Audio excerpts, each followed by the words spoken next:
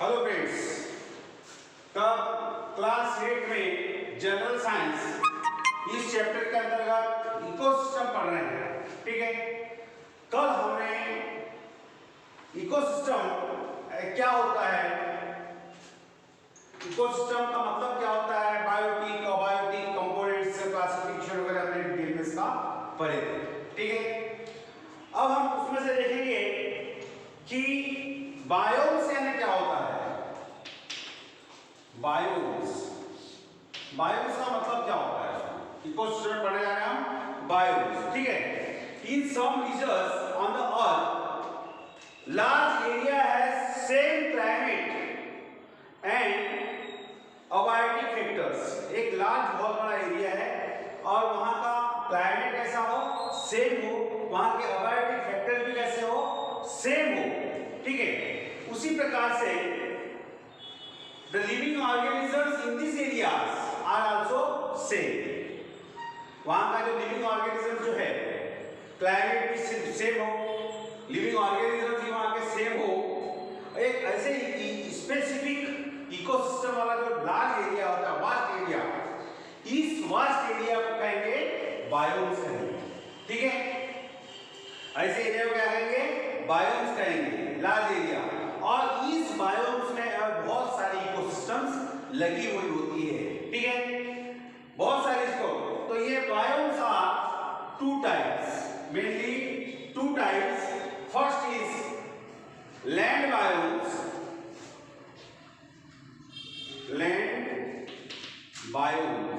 and second one is aquatic biomes,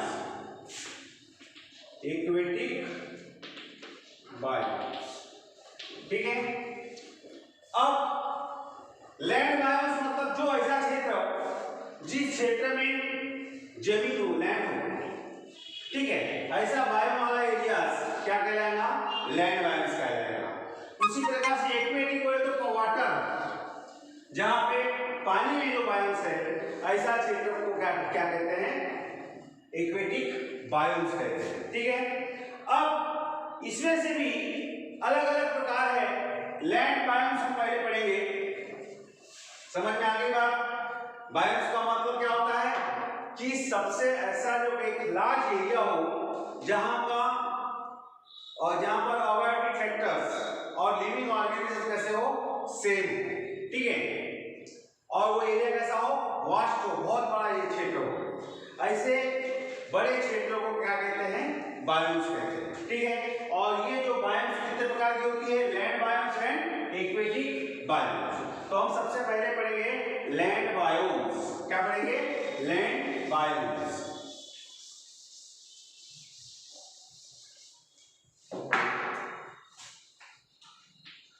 land biomes,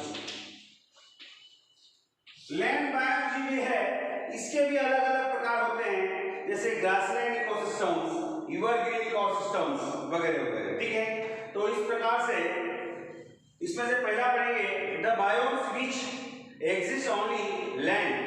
जो biomes कहां होता है, लैंड के ऊपर होता है, जमीन के ऊपर जो बायोम्स होता है, उस बायोम्स को कहते हैं लैंड बायोम्स। समझ में आ गई बात।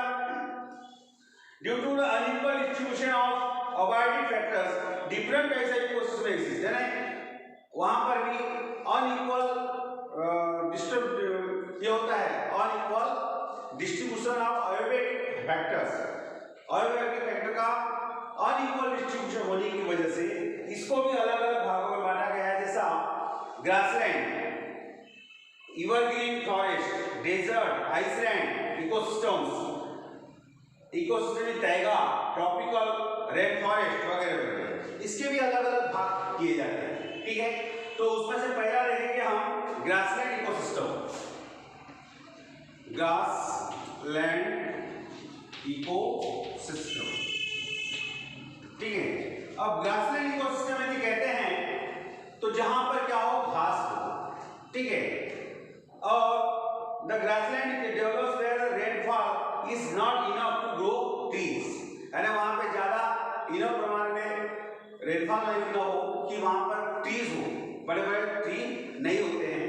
तो vast growth of groups of found in this ecosystem larger some, अब इसमें क्या होता है कि बहुत ही कम पैमाने पे, मतलब पेड़ नहीं होते हैं, घास ज्यादा होते हैं, ऊंचे ऊंचे घास होते हैं, ठीक है।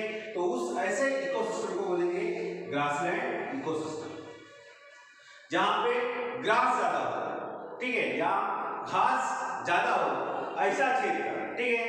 Longer summer and limited rain develops dwarf plants, वहां पे टाल प्लांट्स न होते हुए वहां के प्लांट्स कैसे होते हैं, ड्वार्फ होते हैं, ड्वार्फ मतलब बौने, ठीक है।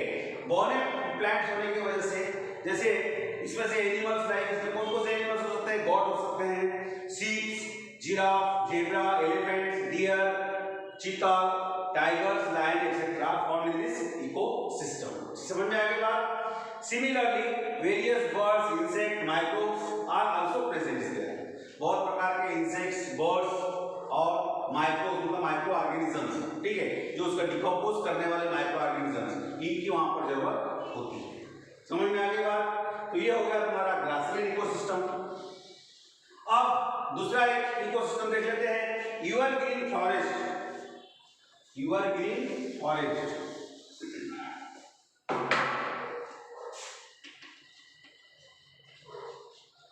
एवरग्रीन फॉरेस्ट, एवरग्रीन फॉरेस्ट मतलब जहां हमेशा हरियाली हो, ठीक है, ऐसे जगह पे। It of natural ecosystems where variety of plants and animals and abiotic factors is found, जहां पर ये नेचुरल इकोसिस्टम होती है और यहाँ पे variety of plants, variety of animals and variety of abiotic factors is also found in their, ठीक है। तो ऐसे प्लांट्स को, ऐसे क्षेत्र को क्या बोलेंगे, एवरग्रीन फॉरेस्ट। समझ में आती बात?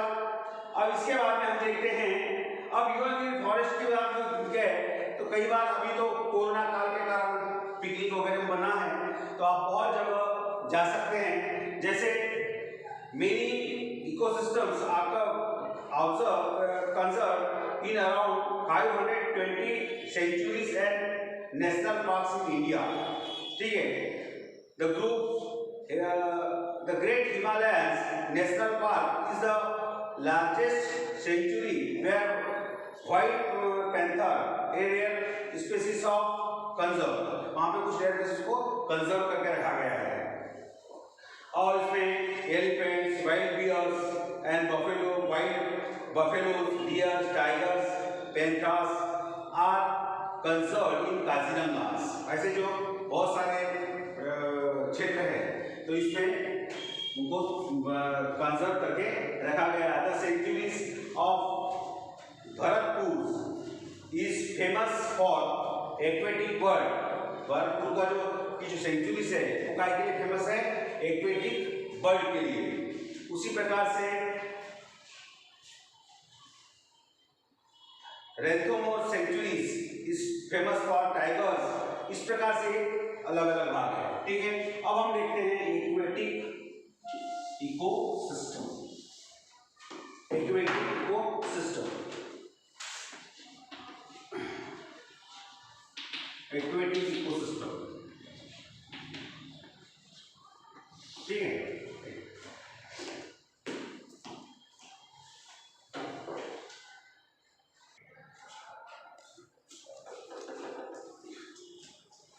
अब देखते हैं, अब देखेंगे एक्वेटिक इकोसिस्टम, यानी पानी में जो इकोसिस्टम होती है उसके बारे में पढ़ना है, ठीक है। अब अपने को मालूम है कि अर्थ के ऊपर 71% क्या है, वाटर है, ठीक है, और ओनली 29% इज लैंड है, ठीक है। तो अपने को इतना मालूम है कि 71% पानी है, वाटर है, तो सबसे बड़ा बायोस्फीयर है तो वो है वाटर्स के अंदर में, ठीक है। हमने ज्योग्राफी में पढ़े ना, 71% क्या है, वाटर है, और ओनली 20% क्या है, लैंड है। तो सबसे बड़ी जो है बायोम्स, ये एक्वेटिक बायोम्स है, ठीक है। तो इसके भी दो प्रकार हैं। Therefore, the study of aquatic becomes very important according to the area. Aquatic biomes are widespread, में बहुत फैला हुआ है। Types of aquatic ecosystems are freshwater ecosystems, पहला है फ्रेश वाटर इकोसिस्टम, दूसरा है मराइन वाटर इकोसिस्टम,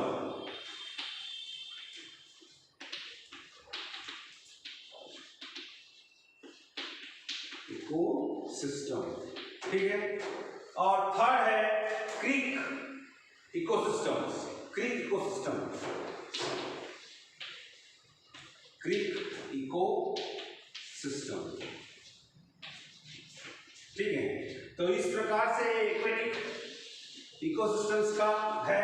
समझ में आ गई बात कैसा है कि 74% अर्थ के ऊपर वाटर है, इसलिए ये बहुत बड़ा वास्ट एरिया है, ठीक है। तो इसका भी बहुत बड़ा इंपॉर्टेंस है एक्वेटिक इकोसिस्टम्स का। तो ये होती तुम्हारी 3 प्रकार की fresh water ecosystems. Fresh water मतलब इसको मीठा पानी कहते हैं, ठीक है, जैसे रिवर वगैरह का पानी हो गया, पॉन्ड्स का पानी हो गया, तो जिसमें नमक की मात्रा न हो, ऐसा पानी को क्या कहा जाता है? Fresh water. फ्रेश वाटर मतलब हम उसको डायरेक्टली कंज्यूम कर सकते हैं कुछ हद तक, अरे बहुत ज्यादा गंदा है तो नहीं, ठीक है। तो इस प्रकार से तो आप देखिए उसमें से पहली इकोसिस्टम है fresh water ecosystem. Fresh water ecosystem में क्या है कि ponds, lakes, rivers are included in aquatic system. इसमें क्या होता है? पॉन्ड्स, रिवर, नदियां, ठीक है, और लेक्स, झील वगैरह, ठीक है, ये इनमें जो इकोसिस्टम पाई जाती है, ऐसे इकोसिस्टम को बोलेंगे फ्रेश वाटर इकोसिस्टम, ठीक है। अब इसके बाद में फ्रेश वाटर एक्वेटिक इकोसिस्टम, ठीक है। The transition of energy in this ecosystem through the water current and river. जो एनर्जी का जो ट्रांजिशन होता है तो वाटर करंट के द्वारा होता है और रिवर के द्वारा, ठीक है। लेकिन इसमें भी बहुत प्रकार के डिकम्पोजर्स होते हैं, जैसे कुछ ऑर्गेनिजम्स में जो है उनकी डेट हो जाए तो उसके ऊपर डिकम्पोजिशन का काम करके उनको सड़ाने गलाने का काम हो गया, मतलब गंदगी नहीं रहेगी, ठीक है। इसमें डिकम्पोजर्स होते हैं at the bottom of the reservoir, जो नदियों के तल में कुछ क्या होते हैं? डिकम्पोजर्स होते हैं। वहां की जो मछली हो गई या फिश हो गई, कोई भी अगर ऑर्गेनिजम्स की डेथ हो गई तो उसको डिकम्पोज करने का काम वो डिकम्पोजर्स करते हैं। The decomposers of dead bodies, plants and animals convert into abiotic factors. उनकी जो डेड बॉडी होती है वहां की प्लांट्स की या कुछ एनिमल्स की, उसको कन्वर्सन का काम कौन करते हैं? ये तुम्हारे डिकम्पोजर्स करते हैं, ठीक है। जो उसके बॉटम में होते हैं उनको सड़ाने गलाने का काम करते हैं और उनके बॉडी को खाए में कन्वर्ट कर लेते हो और बायोटिक फैक्टर में कन्वर्ट कर लेते हैं, ठीक है। ऑप्शन इस प्रकार तुम्हारे बुक्स में दिया है producers, primary consumers, secondary consumer, tertiary consumers and decomposers, ठीक है। एक्वेटिक प्लांट्स, लिलोथ्रिक्स, ये अलगी है, hydrilla, azolla, nitella, typha, pistia, eichhornia. Primary consumers में एक्वेटिक इंसेक्ट, एक्वेटिक पानी में रहने वाले कुछ इंसेक्ट होते हैं, उसमें स्नेक्स, एनिलिड्स, ये हो गए प्राइमरी कंज्यूमर्स। उसको खाने वाले प्राइमरी कंज्यूमर्स को खाने वाले जो है स्नेल, फिशेस, फ्रॉग्स। और टर्शियरी कंज्यूमर्स में लार्ज फिशेस, हेरॉन्स, क्रोकोडाइल्स। और डिकम्पोजर्स में होते हैं बैक्टीरिया और फंगी होते हैं, ठीक है। तो ये इसमें भी एक्वेटिक में या फ्रेश वाटर इकोसिस्टम में भी फूड चेन वगैरह बनी हुई, ठीक है। अब इसके बाद देखेंगे हम मराइन इकोसिस्टम। यार समझ में आ गई बात? बिल्कुल सरल है। जो इकोसिस्टम कहाँ होती है? लॉक, पॉन्ड्स में, लेक्स में या रिवर में, ठीक है। उसको हम कहते हैं फ्रेश वाटर इकोसिस्टम, यानी मीठे पानी की इकोसिस्टम, ठीक है। उसके बाद में जो इसका एनर्जी ट्रांजिशन होता है इकोसिस्टम कहाँ से होता है? वो करंट ऑफ वाटर से और रिवर से, ठीक है। उसके बाद में यहाँ पर क्या होता है? डिकम्पोजर्स होते हैं, ठीक है। In the base of this reservoirs there is presence of decomposers.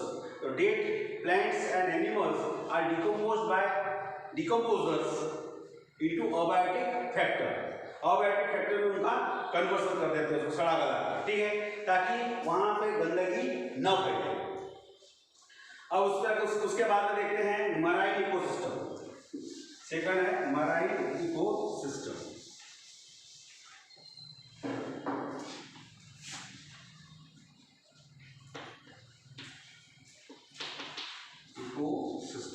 Marine ecosystem. Marine ecosystem मतलब कहाँ, समुद्र में होने वाली, ठीक है।